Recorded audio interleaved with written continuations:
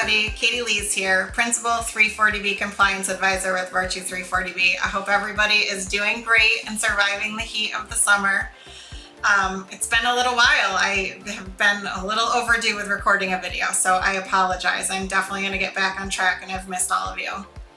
Today, I wanted to talk about kind of a hot topic. I know I had recently published a video on rebate models. Today I wanted to talk about like the clearinghouse concept, which is kind of like, I see it as the alternative option, of course, opposed to, just carrying on the way we are.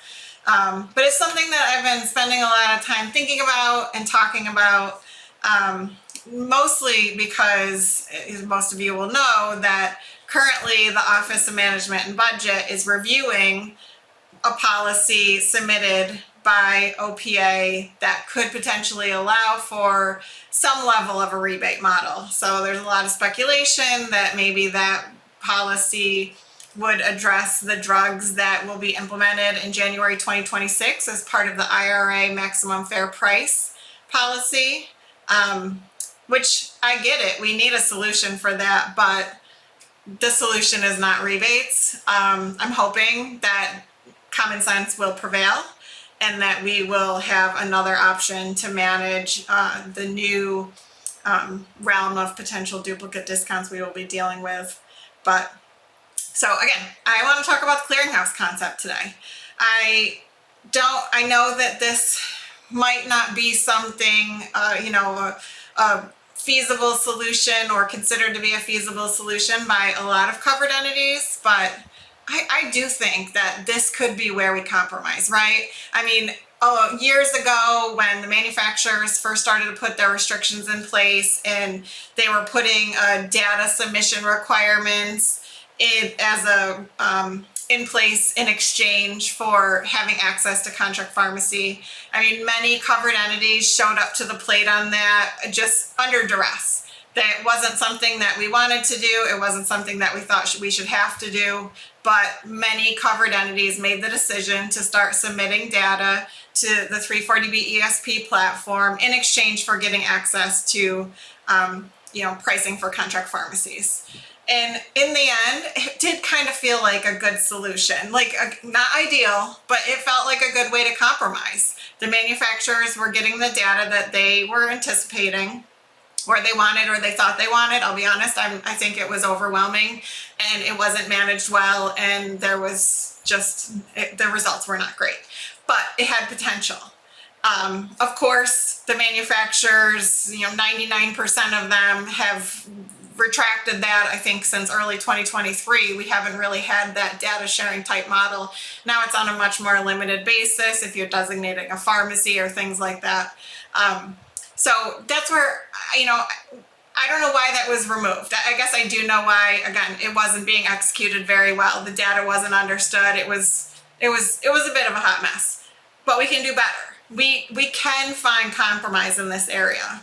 What if we had a platform? It needs to be a neutral platform. Ideally, it would be managed in some way by the Office of Pharmacy Affairs. So perhaps they would have a contractor that they work with on this, similarly to how Apexis is the prime vendor that helps them with education and different things in that regard. So, could we have another party, another vendor that, act as that neutral party that could manage this platform?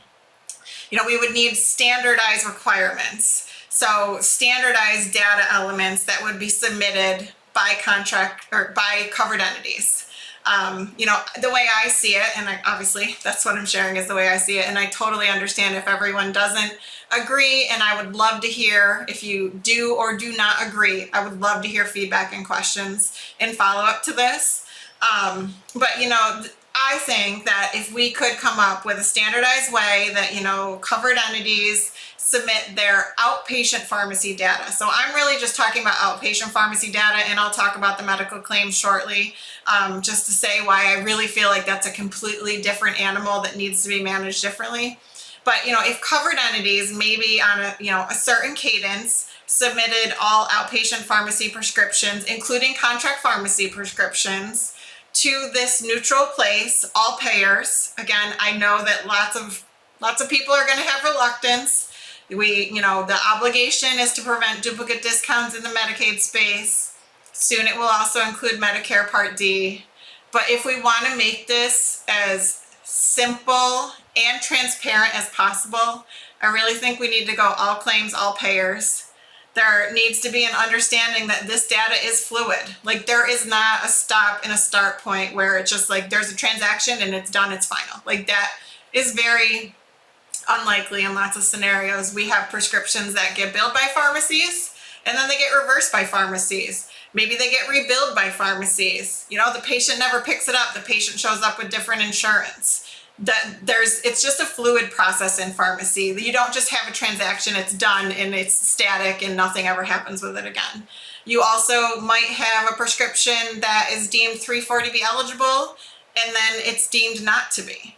So, maybe it's reviewed by the covered entities 340B team and determine it doesn't meet their requirements, and so they submit a request to their third-party vendor or however they manage it, and they remove that prescription from eligibility. We've talked about that in past videos. That's a thing that happens. That is just part of the process, and that's how we're maintaining compliance. So the data is very dynamic, it's fluid, and that has to be understood, that it is subject to modification. So, if there's, let's call it a weekly cadence where claims are submitted, I envision it being on every week, the transactions that have happened in the past 7 days are submitted, whether that be a prescription that's dispensed and accumulated, if it's maybe a prescription that was just captured today for 340B, but maybe it was dispensed a month ago and it wasn't identified at that point that it was 340B eligible, but it is today. So that's the way I see it being the cleanest, is we just have whatever our identified cadence, we just submit all transactions, new claims, reversals, any activity that happened in that time, just to keep your data current and know, what your eligible prescriptions are at any given time. Obviously, like I said, it will need to include those reversals done by the pharmacy. It will need to include the reversals when something is deemed that it's not 340B eligible. There will obviously need to be some parameters on, what the limits are on how old a prescription can be. So I said, if we're submitting claims on a weekly basis, it might not necessarily, it won't be, only prescriptions that were dispensed in that week. It will include things from a wider time frame. What is that time frame? I don't know exactly what the magic number is. I think somewhere from 6 to 12 months should make sense, should be fair, should be reasonable. There are certainly things that can happen outside of that, and maybe there's a process to manage that or to flag that or to report that, something along those lines. But in general, we should be able to come up with a fair and reasonable window that would, the data service for the claims that you're submitting need to be as a, general process within that window.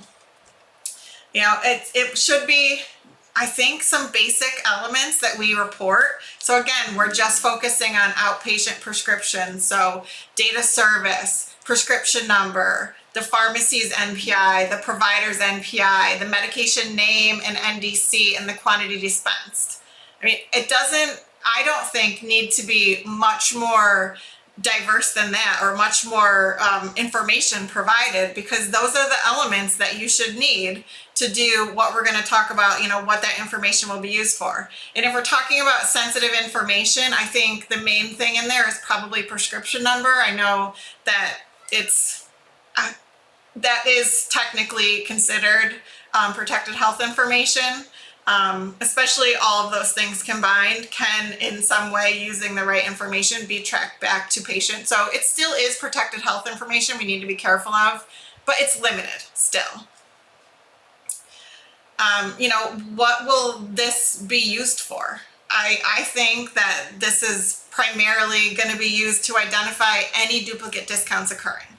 So I've heard from other stakeholders that there's, concerns that there's claims that are being captured more than once across the covered entity space. So, contract pharmacy dispenses a prescription and entity A claims that as a 340B eligible prescription and entity B claims that as a 340B eligible prescription. I personally don't really think that's occurring, and I do think that if it occurs instantly, because of how systems might work, I don't think that it's something that sticks. I think that there's generally a process to clean those up if it happens, and I think it probably happens minimally. But there are concerns about that, so this is, that is something that we could utilize here to make sure that there are not any duplicates across covered entities when all of this data is submitted. I think that ideally this platform would have a way to flag any prescriptions that were captured here and over here, for entity A and entity B. You can, I think, for the most part, make a unique transaction by combining those elements that I said. If you take prescription number, data service, pharmacy NPI, and medication NDC, then I think that's a pretty unique transaction. So it shouldn't be, overly complicated to be able to identify if this, there's duplicate occurrences here. I also think ideally what this would be used for is to scrub against Medicaid data. So if this platform also had an input from each of the state Medicaid agencies in their Medicaid data, I don't have a ton of experience reviewing rebate data across all of the 50 states, but I think it's pretty standardized. And I think that the elements that we've already discussed for outpatient prescriptions are part of that data. So, creating that unique ID at the pharmacy level and then comparing that to the same unique ID provided by each of the each of the state Medicaid programs to identify, when we had a 340B transaction and also a rebate claimed on that unique transaction.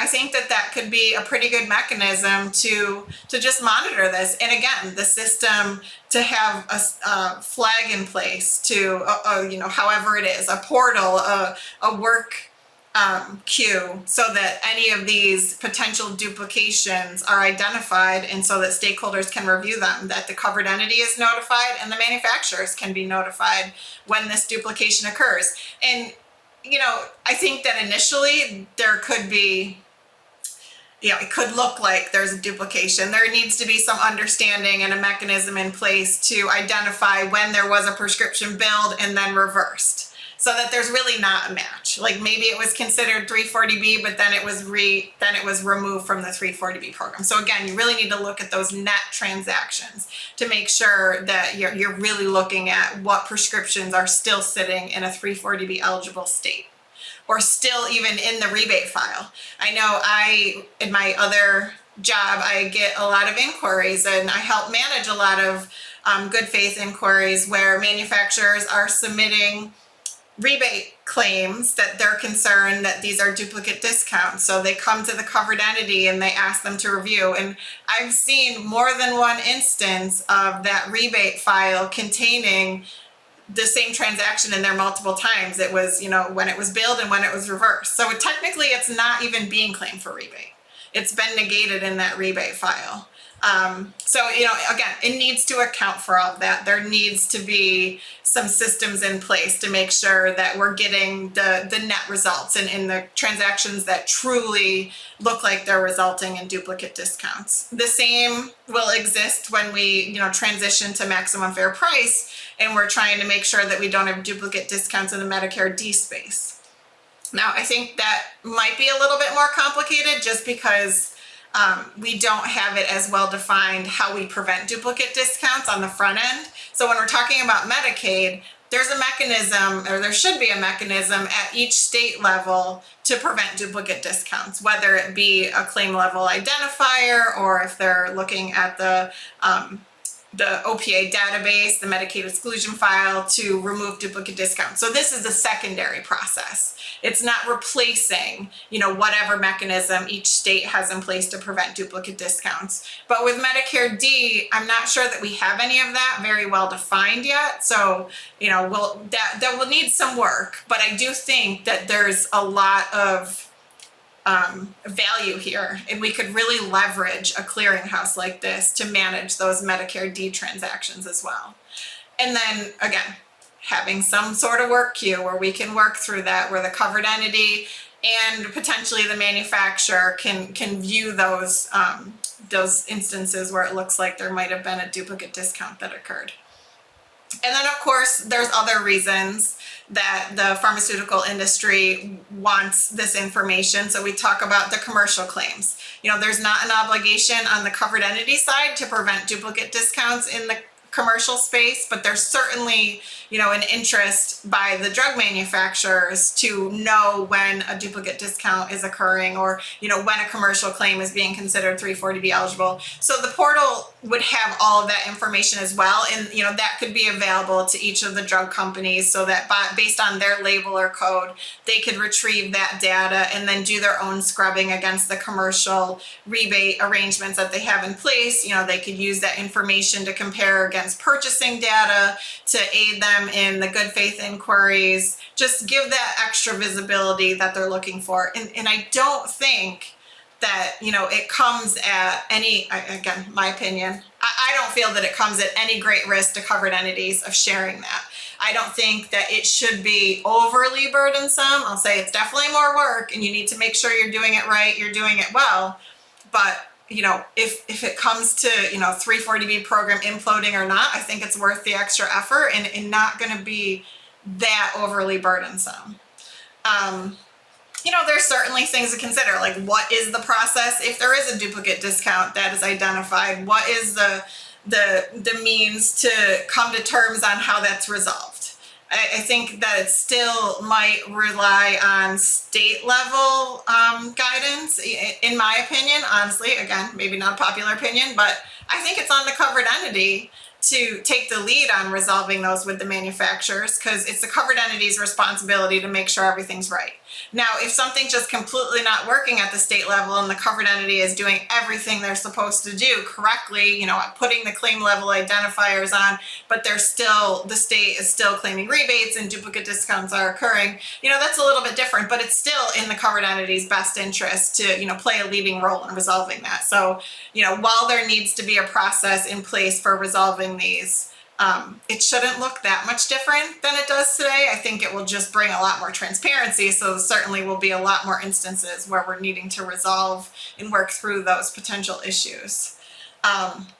There needs to be some guidance or rules in place so that there can't be like a conditioning of sales. So the result of what's provided in this clearinghouse can't result in loss of pricing or, some sort of chargeback denial or something like that. This will be outside of being able to purchase. Covered entities should still be able to access 340B pricing as they do today, and there will need to be a resolution process if there's any disputes, but it's not, like the data sharing model that we saw in the past, where if there is some sort of variance between purchases and 340B utilization, that, pricing will be lost, access to pricing will be lost. But that said, there has to be a level of accountability for all stakeholders. Covered entities do have to submit all of their outpatient pharmacy activity to make sure that that's accounted for. It's not it wouldn't be voluntary. Again, no changes are obviously ideal. Well, I guess I can't even say that because the world we live in right now could use some changes. But I'm not saying that absolutely we need this clearinghouse, but as opposed to a rebate model, I do think that, this clearinghouse could work. And if it's in place, it would be a requirement. It wouldn't necessarily be covered entities, can choose not to submit certain data. If we want to find a world where we can all live together, we can all work together, and, really find this level of transparency, there has to be, it has to be on both sides. Also, another thing to think about, if something like this should go in place, obviously we want to, it'd be ideal if some safeguards were in place for reimbursement to make sure that once those commercial rebates start getting impacted, when the manufacturers do have access to all of those transactions, that the reimbursement to the pharmacy or the covered entity isn't impacted. Certainly that's a big concern. And I just want to mention that. I'm not overlooking that. I hope that could be a part of it. I know that, I don't know if, it depends on how this was issued. So if if sustained 340B becomes law, then I believe that the plan is for that also, that guidance to also include some level of safeguard from discriminatory reimbursement. So that would help and safeguard there. And then, again, I envision that moving to a model like this, a clearinghouse model like this, would not change the purchasing or inventory management workflow. Like, we as covered entities would still have the same purchasing accounts, would still accumulate, if you use a virtual inventory and you accumulate drug and replenish today, or if you have a physical 340B inventory, all of that workflow would still stay in place. Nothing would change in that regard. What would the benefits be of this policy? I think that it would enhance program integrity and compliance. Certainly would reduce the risk of duplicate discounts. And I haven't said this yet.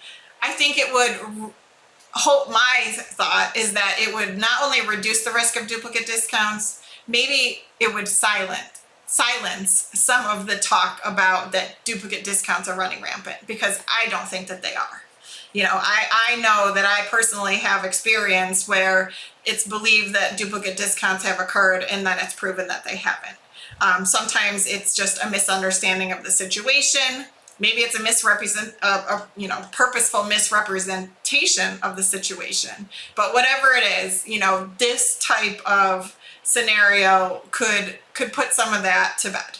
It could show that, it's not quite the issue that it's believed to be. And if there are instances that occur, because, it's really complicated. I'm sure there are instances where it occur. Then it would give us a platform to manage that. It hopefully could standardize across states, standardize this process somewhat. Again, each state level guidance would probably stay in place, because, that would be impossible for us to be able to change all that anytime soon. But still, it could standardize, how this is managed, at least beyond, that state level process for preventing duplicate discounts. And of course, it goes without saying, right? It would improve the data visibility for all stakeholders. Like, we would all somewhat be on a level playing field of having access to the same information. So I talked about kind of excluding the medical claims from this workflow. So I just want to talk about that a little bit. Anyone that is watching this video and works in the covered entity space in healthcare, you probably know that there's a big difference between a prescription that is dispensed from an outpatient pharmacy and a medical claim that is submitted for a drug that's administered, within a healthcare facility. It's just not nearly as neat. It's not nearly as quick. And to try to incorporate that type of activity into a clearinghouse like this would just be really challenging. It's just, there's delays on billing, so any sort of reconciliation on the back end. As it is, I didn't mention this, but if you're reconciling your outpatient prescriptions with rebate data, there's already an inherent delay there, right? Like, the rebate process is always happening in the next quarter, at least. When you have medical claims, it could be even longer. Like, it might take at least 30 days or more for that transaction to even be billed to the payer, for it to start, through that process and end up in the rebate file. And there's not, my biggest issue with it, I will say, is that there's just not the same identifiers when you're dealing with medical claims. I assist with good faith inquiries when were submitted rebate data that came from medical claims. And sometimes it's really hard to find that same transaction on the side of the covered entity, because there's not a prescription. Yeah, there's not a prescription number. You know, you certainly don't have patient level identifiers. In the outpatient pharmacy space, all that you have is the prescription number, but that's huge. You know, you have that on the pharmacy side, and you have it in the rebate data. And when you put that together with data service, NDC, you know, sometimes you don't even need all that. You can match, you know, if you have this, you're looking at the same transaction. That doesn't exist in the medical claims. You know, you have the NDC, maybe, the HCPCS code, and the date of service. There's not a lot more to go on. So there really is no clean matching up to compare. This is the transaction that left the covered entity, and this is the transaction that's sitting with the state Medicaid program or whatever the payer is. So there's just not a great way to do it. And on the flip side, I mean, there's a lot less barriers at being able to identify 340B eligibility at the transaction level when you're billing a medical claim. I mean, certainly I'm not going to say it's easy, but there should be a way to systematically be able to put modifiers on the transaction, so that when those claims are billed to the state Medicaid agency, then, you know, they know that that's a 340B transaction. I mean, certainly there's not a common practice to do that with commercial claims, but I'm also not sure if a lot of the, you know, discontent in the 340B programs when it comes to commercial rebates, how much of that is in the medical space. I'm sure there's some, but I do think that the majority of that is in the outpatient pharmacy space. So if, you know, if we could just get a clearinghouse implemented for outpatient pharmacy activity, I think we're solving for so much of the problem. And again, I'm saying it's a problem. It's a problem because we can't all coexist, and you know, it's killing the 340B program, which in turn is going to cause irreparable damage to our safety net providers. So that's where I'm coming from. Those of you that just think I'm, you know, spouting like way too easily about, you know, coming to this sort of compromise and being okay with the clearinghouse. You know, that's why I want sustainability in the 340B program. I want this program to go on and be able to help our safety net providers continue to provide the care that they do.